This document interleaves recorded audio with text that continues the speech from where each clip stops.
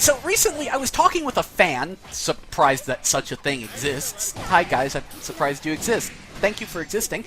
And of course, with that kind of attitude, I had to ask, what the heck is it you like about my crap?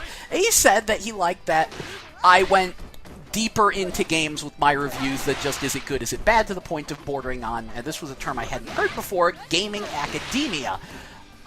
Which I get the concept that'd be something like extra credit, or the one he pointed me at was errant signal, which was actually pretty good. Do not ingest in large volumes, but very nice stuff. Or old school game over thinker, before he jumped the shark. That was a shark jump he got. So I was quite flattered. I generally speaking like those shows. I do appreciate the way they look deeper into games beyond that.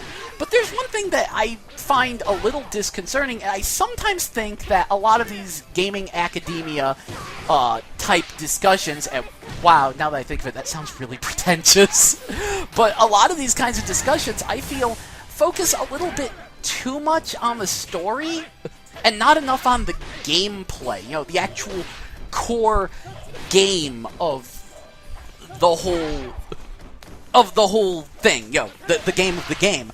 And this is something that's been bothering me, especially because this year, the major focus has really been on the storyline, on telling story through games and gameplay and stuff. And that's just not my kind of game. It's been kind of meh for me. Those aren't really the kind of games I like. And of course, I feel there's room for them. Like, one thing that I've actually heard discussed was, like, actually intentionally having bad controls in parts to help the player, like, feel what the character is feeling, like, where it makes sense. Like, if they're injured or scared, like, having the gun shake when they're scared and stuff. And I'm hesitant about that, but if your game is really more about the story than the gameplay, well, okay, I could actually see that being kind of cool. But I do worry that we're leaning a little too much in that direction. I'm very much someone who prefers the gameplay, and that's one of the weird things about games. See, we want games to be taken seriously as art, to be regarded the same way as film, but here's the other funny thing. At the same time, we want them to be taken seriously as a sport, like football. And what the fuck else could simultaneously be like a movie and like a sport at the same time? It's kind of mind-blowing. And if you think about it, games are incredibly varied, and they can swing both ways. That sounds a little weird here, but you get what I mean. But I very much prefer the games that lean more towards the football side than I do the ones that lean towards the movie side, personally. But I feel there's room for both. But I think we're focusing way too much on those kinds of games. A lot of my favorite games have little to no plot. Like my favorite game of last year, Sonic and All-Stars Racing Transformed. Possibly the greatest kart racer ever made. Or second greatest in my opinion. I really love Jack X. It's got its flaws, what with being buggy as heck and only running on fat PS2s. But I love me some Jack X. But Sonic and All-Stars Racing Transformed, yeah, that's like the next best thing, and it's very different, and it's just so good. And I don't think there was nearly enough discussion or praise towards that game. I think we're focusing too much on the storylines in our games, and that kind of bothers me a little, because it feels like the Gamely games are being swept under the rug, that we want games to be movies so badly that they're actually starting to turn into movies, and I kind of like my games to be games. It's a little awkward, to say the least. But, and this actually brings me, one day I was surfing the internet, and I found out that Something Awful still existed, and that they had an article called What If Movies Were Reviewed Like Games? And I got the joke, and it was relatively funny, but there were parts of it I actually found disconcerting. Like, when they were talking about the camera, and they were joking, oh, the camera, I could see things with the camera, and it didn't fall over at all. And I was like, okay, yeah, that would be absurd in a movie, because that's all pre-scripted, pre-recorded, edited, there's multiple takes. But in a game, it's completely different. It's spontaneous, it's user-controlled. And the user or the camera can get into a disagreement. That is actually a thing to discuss in a game review. And I kind of wonder what the message they were trying to say there was. I mean, I agree, a lot of game reviewers suck at their job. It's the whole reason I do this whole GameMetabble thing. I don't think I'm the greatest reviewer ever, or anything like that. I just think a lot of these people really suck, and I wanted to put my money where my mouth was. It proved that I could do it just as well, if not better. And when I'm not lazy, I think that turns out pretty okay. But there's where was I going with this? I think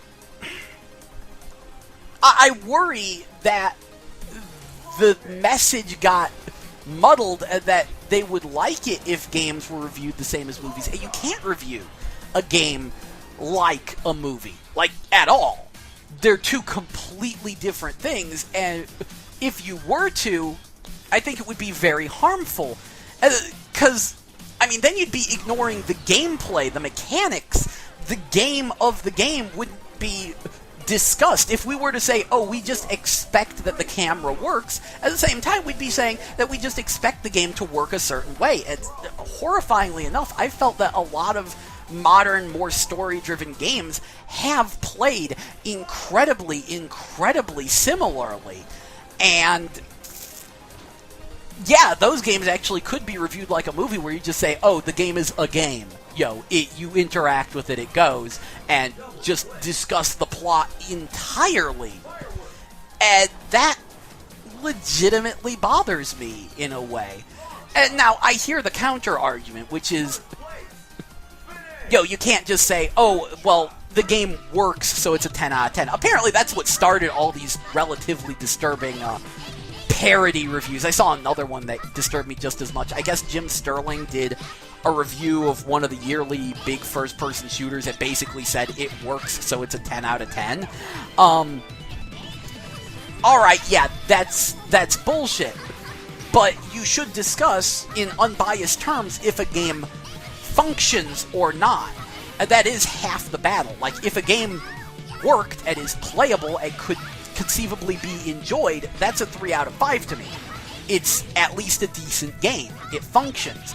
The rest of the journey is, what's the hook? What's the twist? What makes this special? What makes this unique? Is it the graphics? Is it the art, the music? Are the characters particularly endearing? Does it have an interesting mechanic? Does it revisit a genre we haven't seen in ages? What does it do new in that genre? What is the rest of... What is the rest of the review? That's the rest of the battle. That's what brings it up to a 4 and a 5 out of 5. And I actually am a strong supporter of actual review scores. We'll discuss that later. But, yeah, so I think it goes hand in hand. Because I think a game could be... And you couldn't do it like half reviewing the gameplay, half reviewing the story, because you can have a phenomenal game without any plot, one that leans more towards the football area. And I think we need to get back on track and focus more on understanding how best to review and analyze the football side of the game as much as the movie side of the game. I think we're focusing way too much on that, and I think it could hurt us in the long run. I don't know, though. That's just my opinion. In case you can't tell, I'm not a big story video game guy. Actually, I'll save it for another time. I just really hope that people don't get too carried away with that. And I wish people would remember that games are games, too. That there's a competitive or cooperative, or that there's more to it than just how does it tell a story. Because much as I like a good story, I like a good game a whole lot more. Anyway, this is Gel, and I hope you've enjoyed this GameMetabble. See you next time, folks.